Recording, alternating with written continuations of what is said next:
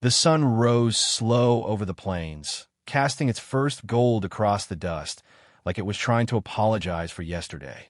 Wind skimmed across brittle grass, tugging at the hem of a worn calico skirt. A wooden wheel creaked with each uneven bump of the road, its rim tied with rags to hold it together. And beside that handcart, barefoot on thorny earth, walked a woman who refused to fall. Her name wasn't whispered in gossip anymore. There wasn't anyone left who cared to. But if you passed her once on a road in Missouri or a prayer line in Kansas, maybe you remembered her face, the kind of face that didn't cry loud, but held grief in the throat like a hymn no one finished. The dust caked to her ankles. Her bonnet was torn, slipping sideways in the wind. She didn't fix it. Both hands were wrapped tightly around the cart's handle. Inside, under a tattered wool blanket, lay her 3 children. The oldest, barely 10, curled like a guard dog, arms thrown over his siblings. The middle one, a girl with strong eyes and a cracked doll clutched to her chest, snored softly despite the cold. The youngest whimpered sometimes, not quite waking, just letting hunger cry out on his behalf. The woman didn't stop to hush them. She'd long ago run out of lullabies. Now there were only murmurs, soft as breath, words like "we're close now," just a little further, "Mama's got you." She had tried town again, just the night before, knocked at the back door of the bakery after dusk. The man had opened it and blinked at her like she were some animal. Then he'd looked down at the children and said he was sorry. They didn't serve folks without husbands, not with prices what they were. They didn't see the way her hands trembled when she walked away, or how her son squeezed her wrist and said, "I didn't need bread anyway, Ma. We're all right." She'd smiled, told him he was strong. Then they kept walking. Now, somewhere past the last row of fence posts, she saw it. A broken shed half swallowed by dry weeds. Its chicken wire hung loose like forgotten laundry. A few boards still stood straight. No one around. No fire smoke. No boots by the door. She stopped. The cart wheels thudded to a halt in soft soil. Her knees buckled as she knelt and gathered the sleeping children one by one. The littlest, warm and damp, curled against her chest. The middle girl, hair tangled and eyes opening just a sliver. The boy awake now, asking nothing, carrying the cracked skillet from the cart without being told. The shed's door groaned open. The inside smelled of mold and old straw. But it was shelter. The boy helped her spread the quilt, tucked his siblings in, then stood near the doorway like a sentinel. She pulled him close, kissed his forehead. "You did good, baby. Go sleep now." She waited until their breathing grew deep. Then she sat in the dirt, back against the slat wall, and stared out at the darkening field. A coyote howled far off. She didn't flinch. She just whispered the end of a song her mama used to hum. The words were half gone from memory, but the melody stayed. She didn't cry. Not that night. Her husband had been a strong man. That's what people used to say. Could break a colt with a whisper. Smile like sunlight. But work was thin back east, so he'd ridden west to find something better. She'd held the baby then, belly heavy with the next. He'd kissed her lips once, told her he'd wire money soon. Promised he'd send for them by fall. Autumn came. So did winter. But not him. First the letters stopped. Then the rumors started. A man with his name found dead near Abilene. Or maybe he'd married another in Texas. Maybe he was drunk in a mining camp. Maybe he just forgot. She never found out. She buried the last of their savings under miles of walking. Carried a child on her hip and another in her belly. Left towns that sneered. Worked laundries for pennies. Let a preacher's wife call her disgraceful for birthing on a train bench. She had never begged. She taught her children to say yes, ma'am, and thank you kindly. Told them to walk proud, even if their shoes were paper and their bellies empty. Morning came slow. The wind had changed. Warmer now. She blinked awake before the others. Her spine screamed from sleeping on boards. She checked the children, covered them better, stepped outside. The world was pale gold. And then she heard it. Hoofbeats. Not far. Not fast. Just steady. She tensed. Her boy stirred behind her. She put one hand behind her to keep him still. Over the hill came a figure, first a speck, then a horse, then the man atop it. A rich black stallion, well-fed and muscled. The kind only a man with land could afford. He rode like he was born in the saddle. straight spine, calm hands. His boots were polished, dustless. His shirt was white linen, tucked beneath a dark vest. A rifle slung behind his back, though he made no move toward it. He saw her, and she saw the moment he recognized she wasn't just passing through. His gaze shifted, down to her dress, frayed at the hem, her hands, cracked and red, her children, poking their heads from behind the door. Most men would have frowned, or spat, or offered coin like it was mercy, but this man did none of those. He dismounted without hurry, let the reins fall. His boots hit the ground with a soft thud. He didn't reach for her, didn't ask her name. He just looked at her, not her face, but through it, like someone reading a letter you've tried to keep folded for too long. She didn't lower her eyes, even if her heart pounded, even if she was braced for shame. She squared her shoulders. She was ready for judgment. But what came instead was something different. He stepped closer, stopped a few feet away, and with a voice like low thunder rolling through cotton fields, he said only one thing: "Get my wagon." And just like that, her world tilted. Not because she was saved, but because, for the first time in a long time, someone wasn't asking her to earn it. He was just offering. She didn't move. Not yet. The boy beside her stepped forward, fists curled. She touched his arm, still watching the man, still waiting for the catch.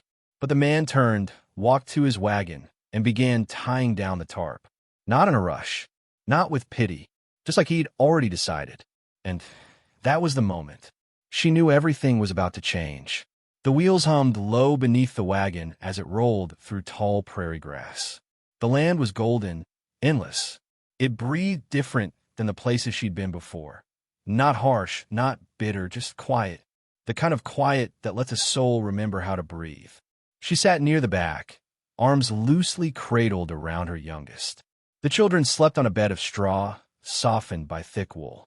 The scent of pine oil and old wood lingered in the canvas above them. Her middle child clutched her faceless doll.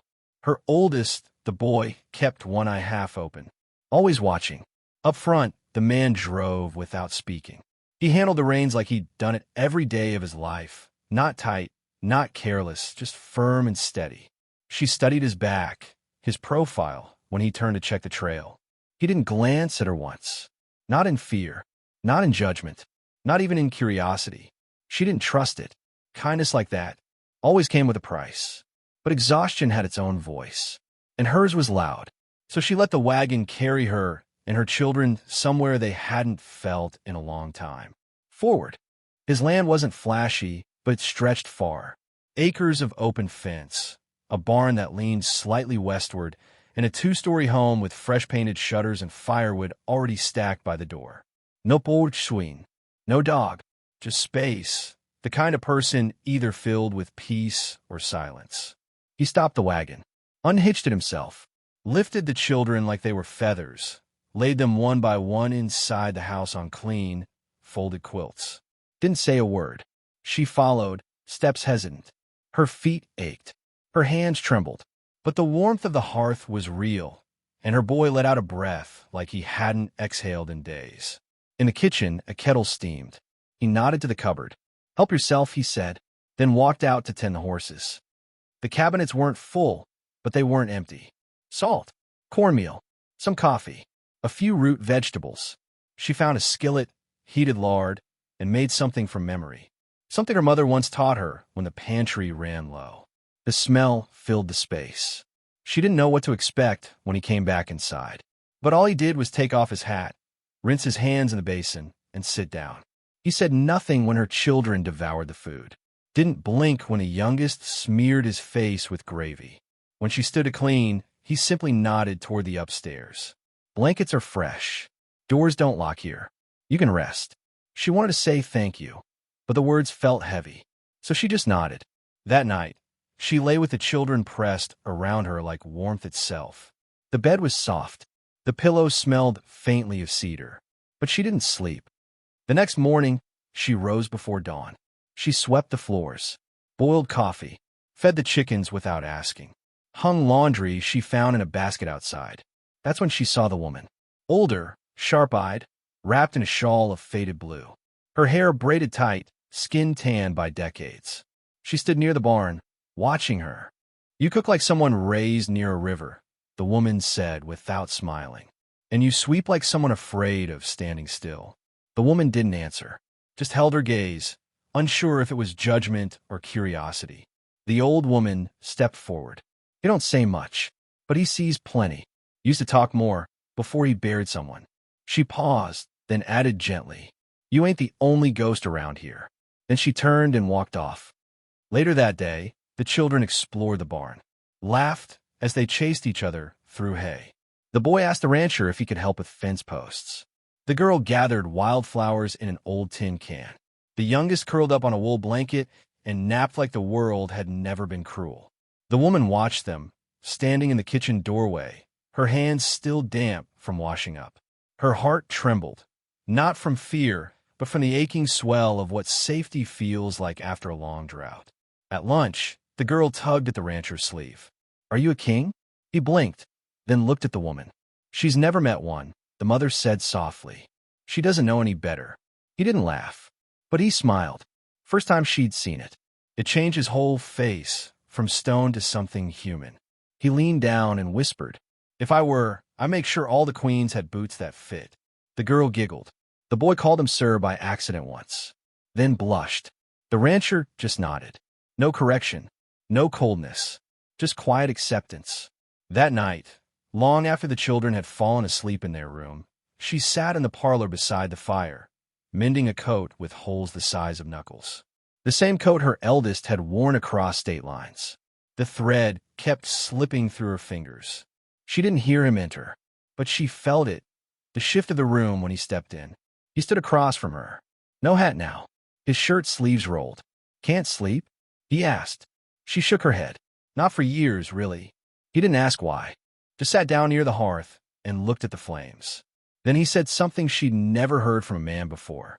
"That's why I keep my doors open, so the ghosts have no place to knock."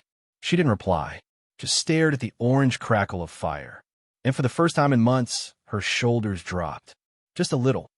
It wasn't a romance. Not yet. Maybe not ever. But something bloomed in the quiet, in the space he left for her to fill, or not.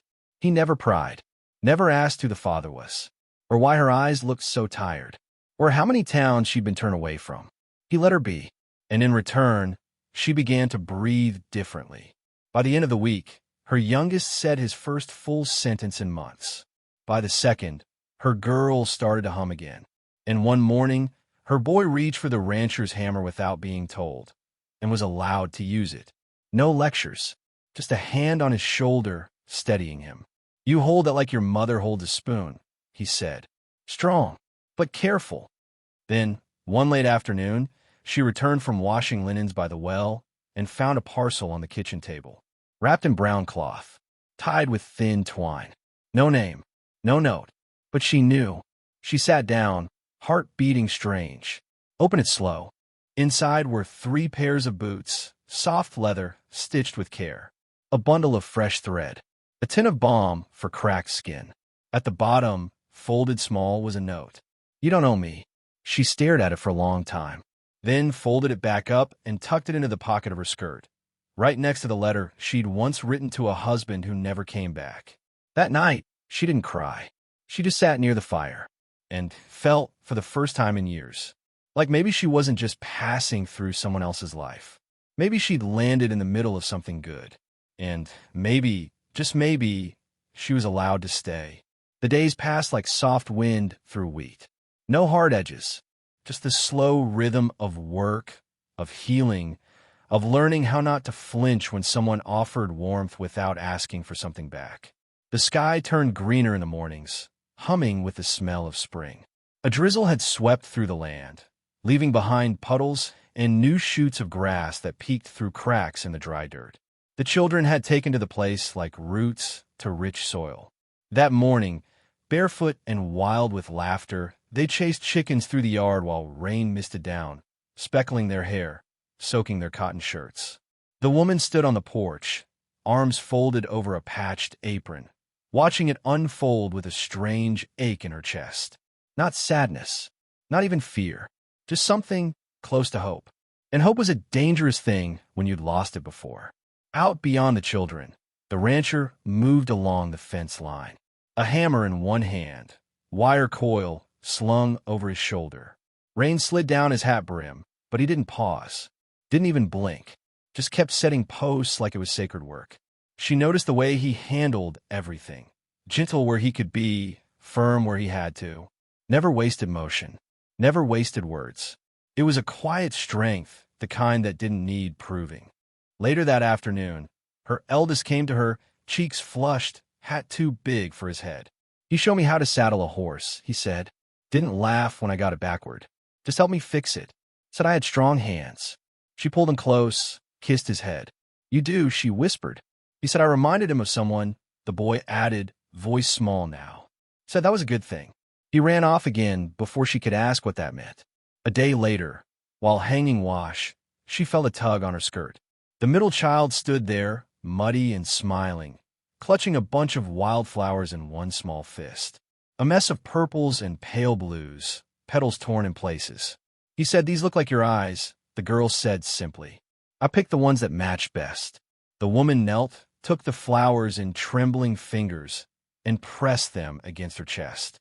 "Thank you," she said, her voice barely holding. The girl skipped off, leaving her with a handful of crooked beauty and a silence so tender it nearly broke her. That night, after the children had gone to bed and the stars rose sharp above the dark fields, she stepped out to the porch with a shawl over her shoulders.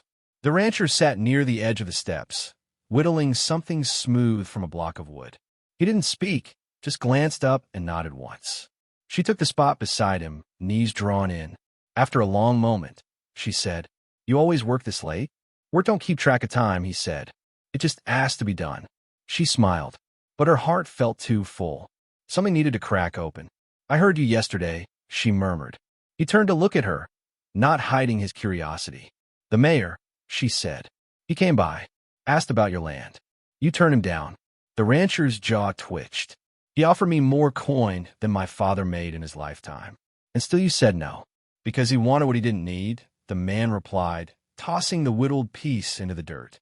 "And a man don't sell what still has purpose." The words fell heavy, like they weren't just about land.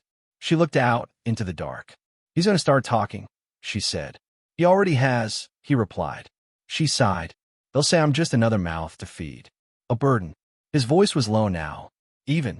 Let them." She turned to him, throat tight. "I don't want to ruin your name."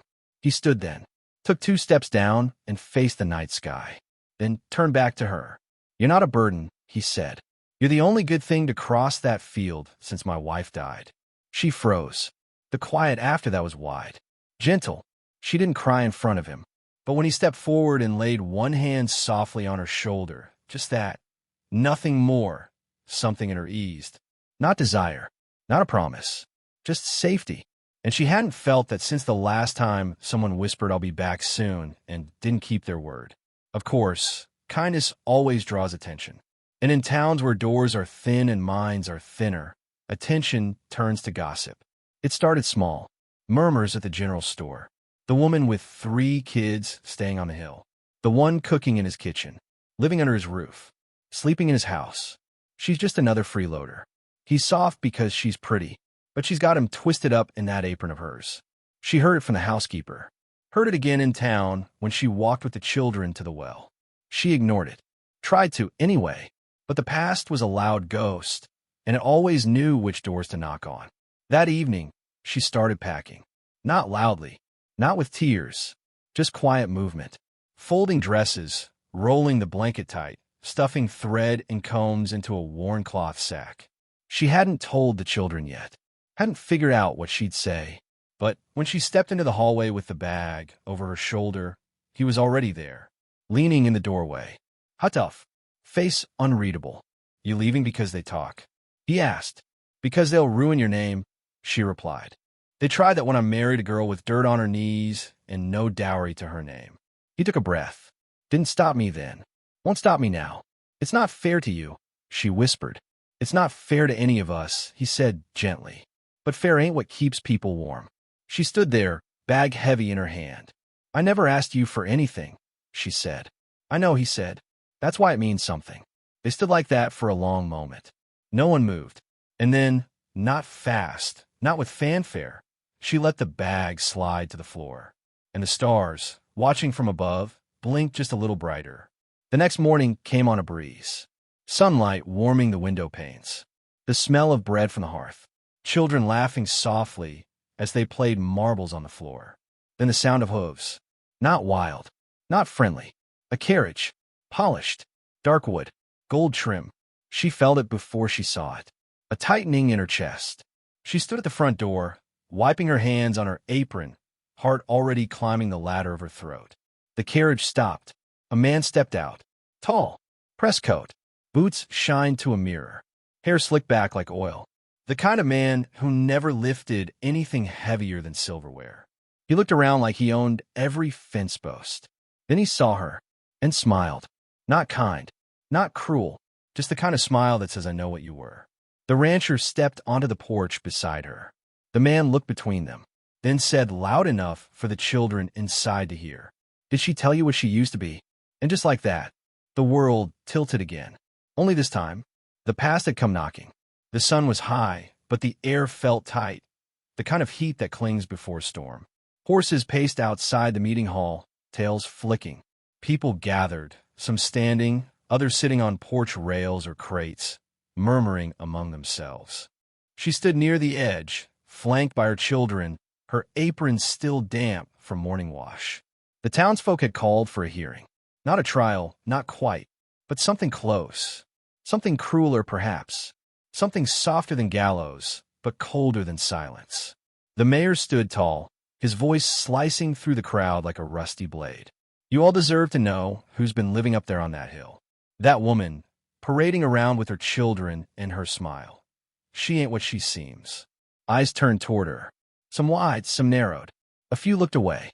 She wasn't just widowed, he sneered.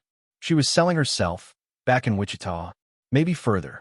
Word gets around when you leave a trail. She didn't move, didn't flinch. Her children gripped her hands.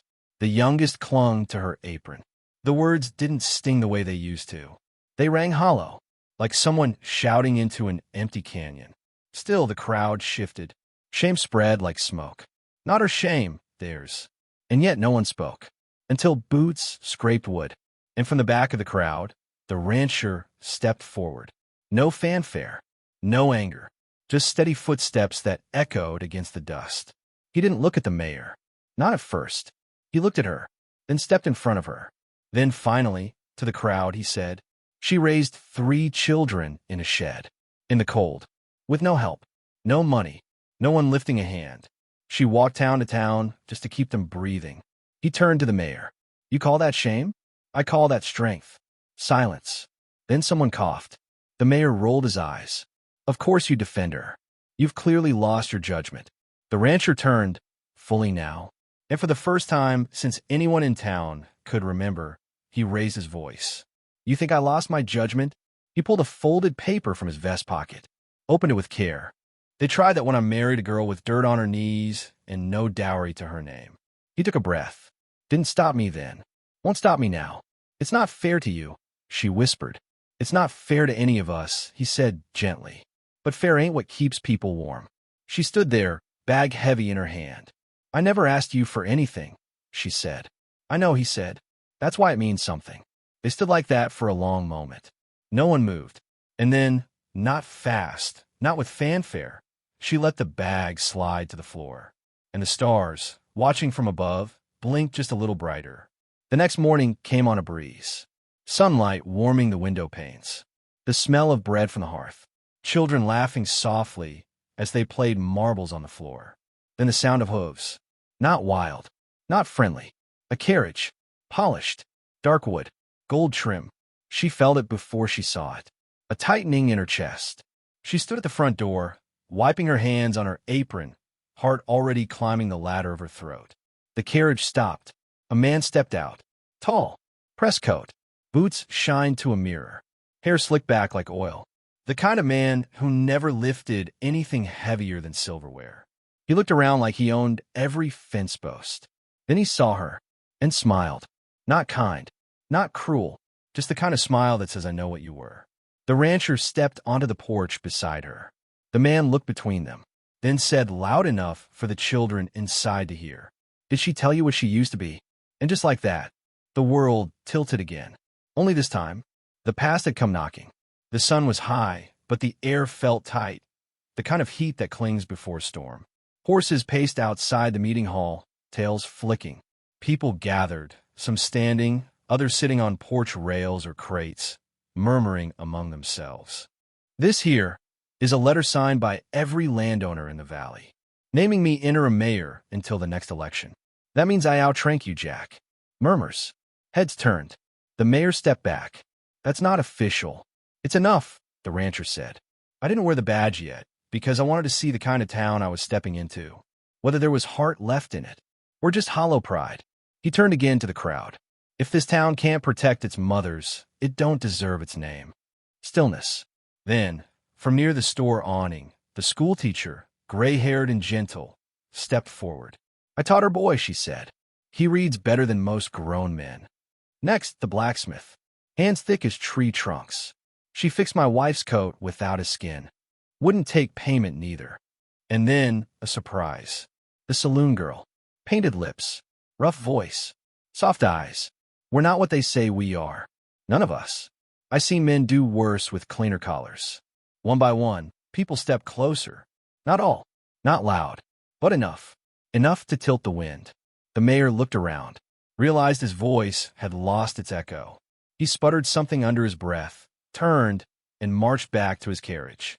As his boots disappeared into the dust, the town exhaled. But she still stood frozen, until the rancher turned to her. His eyes soft, not triumphant, just steady, waiting. She let out a breath she hadn't known she'd been holding for years. I've lived too long in shadows, she said, voice rough but certain. If I stay, I wanted to be in the open. He nodded, didn't ask for more, just said, then we'll build a new porch. One where the wind can pass through and the stars don't hide. Weeks passed. The porch went up slow. The wood smelled fresh, clean. Children helped carry nails. The girl picked flowers for the railing box. The boy hammered with proud hands. The littlest one fell asleep on the steps each afternoon, full belly and sun-warmed skin. The house was the same, but the spirit inside it wasn't. No more closed curtains. No more hushed voices. No more waiting for the other boot to fall. Neighbors came by sometimes, not to gawk but to bring seeds, jars of preserves, a book for the eldest boy. The woman still wore her apron, still swept like someone who feared standing still. But her eyes had changed. They no longer darted. They rested. She laughed sometimes, even hummed. And when the rancher sat beside her in the evening, no one blinked, not even the wind. One evening, golden light soaked the field. The wheat moved like ocean waves. The children ran barefoot, chasing each other in dizzy circles. Their laughter rose like smoke into the sky. On the new porch, she sat with a tin cup in her hand, dust on her cheeks.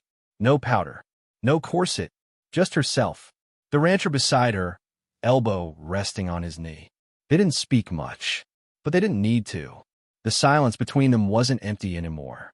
It was full of days survived, of hands offered, of dignity reclaimed without asking permission.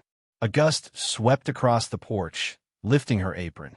She closed her eyes, let it touch her skin, and for the first time in a long, long while, she didn't brace against it. She welcomed it, because she wasn't hiding anymore. She was home. Final line, universal truth to the audience. Sometimes the home you dream of ain't a place. It's a voice that says, you can rest now. You're safe.